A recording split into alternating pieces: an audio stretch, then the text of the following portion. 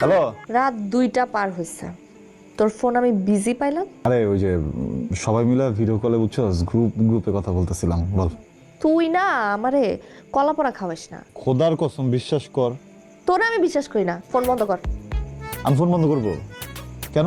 হ্যাঁ, কারণ এখন আমি ঘুমাবো, আর আমি ঘুমাবো মানে হচ্ছে তোর পুরা দুনিয়াদারি ঘুম, ঠিক আছে? ফোন বন্ধ।